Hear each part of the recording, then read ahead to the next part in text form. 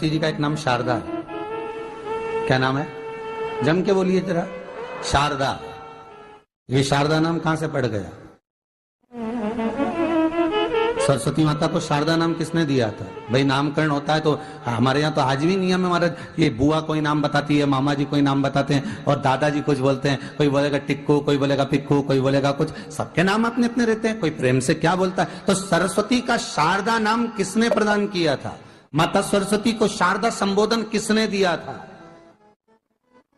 माता सरस्वती को शारदा का संबोधन किस समय पर प्रदान किया गया था?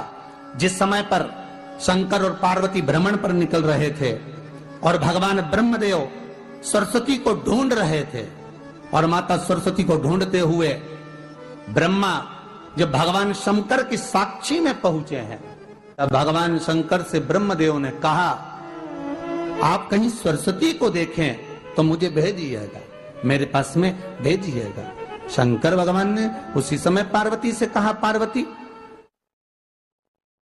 जैसे एक स्त्री जो पतिव्रता धर्म का पालन करने वाली है, एक नारी पतिव्रता धर्म का पालन करने वाली होती है, पति को परमेश्वर मानने वाली होती है, पति के चरणों का रसतत्व ग्रहण करने वाली होती है, तो वो पर पुरुष का स्मरण नहीं करती।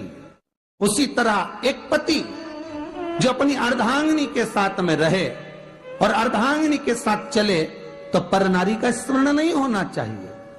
तो एक काम करो पार्वती, तुम उस सरस्वती को बुलाना प्रारंभ करो।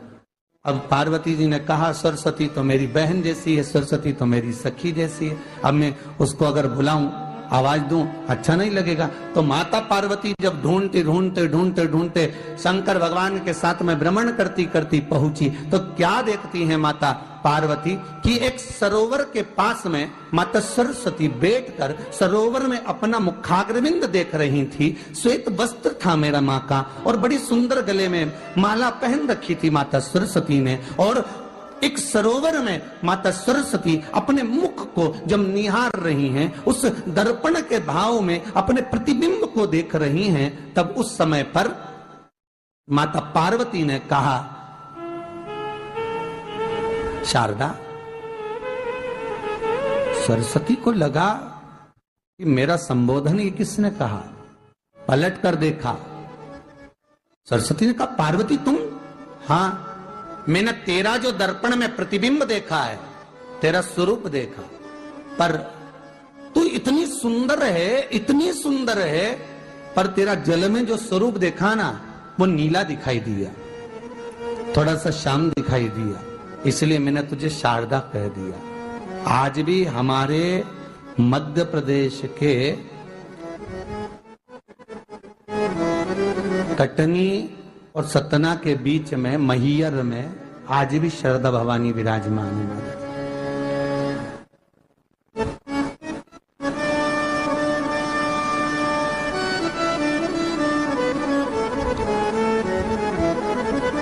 धार जिले में जाएंगे तो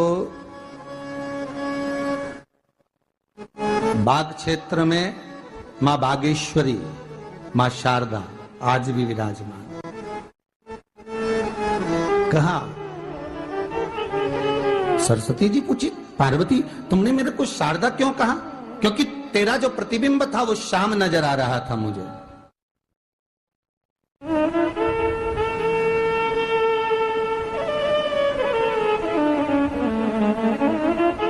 उस प्रतिबिंब को देखकर मैंने तुझे शारदा का संबोधन दिया। तुम्हें ब्रह्मा जी बुला रहे हैं। सरस्वती ने कहा, पार्वती मैया, दीदी, आपने मुझे जो नाम दिया है, जगत के लोग, संसार के लोग मुझे इस नाम से जब पुकारेंगे, तो ये शारदा, ये सरस्वती स्वयं उसके कंठ पर, उसके मस्तिष्क पर सदा विराजमान रहेगी, ये शारदा बनकर। इसलिए हमारे स्कूलों में, हमारे काव्य ग्रंथों में, हमारे जो कविगण रात्रि को जो काव्य पाठ करते हैं, कविता का स्मरण करते हैं, वो सरस्वती की वंदना नहीं करते, हे शारदे मां, शारदा की वंदना करते।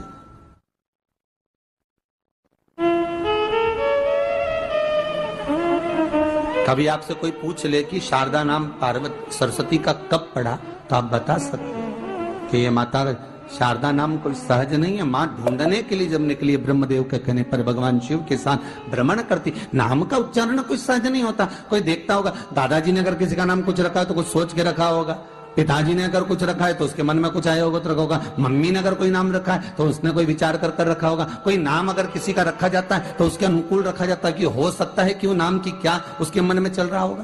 तो शारदा का संबोधन कोई सहज नहीं है। माता सरस्वती का एक नाम शारदा हुआ, इसलिए संबोधन में सरस्वती कम शारदे मां ज्यादा बोला जाता है। आप कब्द पाठ कर लो, नाम जाप कर लो, स्मरण कर लो।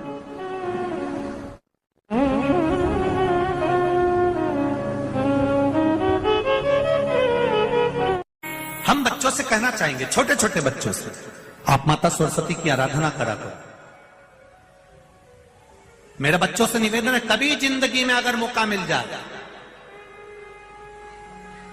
और सरसों के फूल यदि आपके जीवन में आपको कहीं से प्राप्त हो जाए, सरसों के फूल जानते हो ना, पीला कलर का होता है सरसों का फूल, आप प्रयास करो सरसों का फूल। जिस दिन माता सरस्वती का, मेरी बागेश्वरी का जिस दिन प्रागट्य उत्सव हो बसंत पंचमी का, उस समय पर माता सरस्वती का स्मरण कर कर वो सरसों का फूल आप देव अधिदेव महादेव को चढ़ाइए। जैसे माता सरस्वती को ज्ञान दिया था, वैसा मेरा महादेव आपको भी ज्ञान दे। वो सरसों का फूल आप देव अधिदेव महादेव को समर्पित। कई जगह पर आम के जो झूमर होते हैं वो, कई जगह पर सरसों का पुष्प, सरसों का फूल वैसे शिव महापुराण के अनुसार अगर अपन देखें तो बड़े रोग में भी कारगर होता है। जिसको कैंसर जैसा रोग हो जाता है या किडनी लीवर जिसका डैमेज हो जाता है, इसके लिए हमने पहले भी कथाओं में वर्णन किया है। बसंत पंचमी का दिन, महाराज सरस्वती का दिन, जिस दिन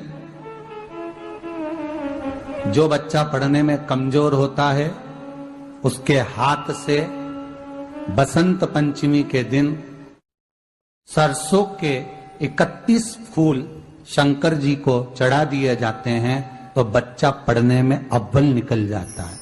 उसके बच्चे को कभी नहीं कह सकते कि पढ़ने बैठ, वो खुद बैठेगा। केवल आज बसंत पंचमी का दिन, एक ही दिन चढ़ता है। और बाकी के सरसों के फूल आपको मालूम है कि रोग मुक्ति के लिए तो होते ही हैं। ये तो आपको पहले भी वर्णन किया महाराज कि जब कोई एकदम रोग आ जाए और डॉक्टर एकदम बोल दे कि ये रोग भारी आ गया है और इसकी जांचें जाएंगी और फिर ये कुछ भी हो सकता है, तो क्या करा जाता था कि 108 सरसों के फूल लाकर तुरंत शंकर भगवान को चढ़ाए जाते थे महाराज। तो चढ़ाने के बाद में रिपोर्ट अच्छी आती है। ऐसा नियम है। कहीं ठेका, कोई ठेकेदारी करते ना, जो ठेका भरते हैं कि भाई मेरा टेंडर आना चाहिए, मेरा ये काम होना चाहिए, मेरी मल्टी बनना चाहिए, या मेरा ये काम के लिए जा रहा हूं, ये काम फतेह होना चाहिए, उसके सबके हाथ पैर जोड़ने से अच्छा है एक काम करो, बस 108 सरसों के फूल उठाओ, शंकर जी का उद्धतेश्वर महादेव का नाम लिखो और छोड़ दो, शिव जी के ऊपर एक एक कर कर चढ़ा दो, वो ठेका तुम्हें ही मिलेगा, वो काम तुम्हारे पास ही आएगा। बस केवल अवधूतेश्वर मां, अर्थात ये जो क्रम है, ये वो क्रम तो 108 सरसों के फूल का आप कभी भी कर सकते हो, पर जो ये बच्चों के लिए किया जाता है वो केवल बसंत पंचमी के दिन ही होता है। शिव को प्रिय है पुष्प में आंक का पुष्प, जो आंकड़े का पुष्प होता है शंकर को बड़ा प्रिय है। और दूसरे नंबर पर शंकर को प्रिय है शमी का पुष्प, बहुत ध्यान देना महाराज। तीसरे नंबर पर शंकर को प्रिय है महाराज सरसों का पुष्प। सरसों होती है ना, जो राई अपन बोते हैं, सरसों बोते हैं, उसमें पीले कलर का जो पुष्प लगता है। हमारा तो निवेदन रहता है जब तक सरसों आए तो प्रयास करा करो कि सरसों के 108 पुष्प शंकर भगवान पर चढ़ाना प्रारंभ कर दो। महाराज ये पक्का है कि वर्ष भर कोई बड़ी बीमारी आपको घेर नहीं सकती अगर सरसों के फूल शिव को चढ़ रहे हैं तो। और प्रयास करना कि सरसों का जो पुष्प होता है, सरसों का जो फूल होता है महाराज, अगर कोई व्यक्ति को किडनी या लीवर से जुड़ी हुई कोई तकलीफ होती है या किसी व्यक्ति का एक्सीडेंट हो गया होता है और उसका कोई अंग रह गया हो, कोई शरीर का कोई भाग रह गया और वो काम नहीं कर रहा हो, जैसे किसी के पांव रह जाते हैं एक्सीडेंट के बाद, किसी का हाथ रह जाता है, या कोई अंग काम नहीं कर रहा हो, वहां ब्लड पहुंच नहीं रहा हो, वो जगह एकदम सुन्न हो गई हो, खाली पड़ गई हो, तो उसके लिए शिव महापुराण की कथा कहती है कि सरसों के पुष्प 11 शंकर जी के राइट भाग में, जहां शिव जी के गण दरवाजे के द्वारपाल मणिभद्र जिस जगह पर निवास करते हैं, कौन निवास करते हैं? मणिभद्र।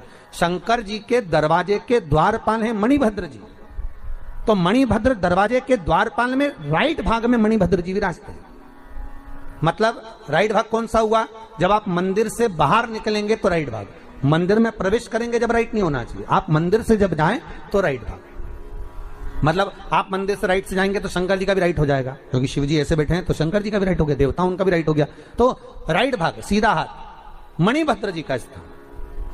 11 सरसों के पुष्प मणिभद्र के उस द्वार पर आप रख दीजिए, और मणिभद्र के द्वार पर रखकर अंदर जाकर 108 वापिस जब आप बाहर निकल रहे हैं, ये पुष्प आप रखने के बाद एक बार बाहर जाएंगे, फिर वापिस आएंगे मणिभद्र रखने के बाद, और अंदर जाकर 108 सरसों के पुष्प शंकर को समर्पित करेंगे महाराज। उस सरसों के पुष्प जो शिव जी को आप समर्पित कर रहे हैं उसको वापिस लेकर आएंगे, श्री शिवाय नमस्तुभ्यम बोलकर उस सरसों के पुष्प को महाराज सरसों के तेल की बोतल में उसको प्रदोष काल में उस तेल को वापस ले जाकर चढ़ा दीजिए शिव जी को, उसको वापस लेकर आ जाइए। उस तेल का प्रयोग आप नाभि में डालिए, और जो शरीर काम नहीं कर रहा उस स्थान पर कम से कम 15 दिन 20 दिन तक उसकी मालिश करना प्रारंभ करिए। बाबा चाहेगा तो चलाने का प्रयास कर देगा और वो अंग वो शरीर काम करने लगेगा। मणिभद्र का स्मरण, श्री शिवाय नमस्तुभ्यम, सब बोलिए एक बार जमकर, श्री, अरे पहले बोल दिया, हमारे साथ तो बोलो, श्री शिवाय नमस्तुभ्यम। भगवान शिव के मंत्र का स्मरण कर कर करते सरसों का जो पुष्प है उसमें आनंद की अनुभूति है, आनंद की अनुभूति।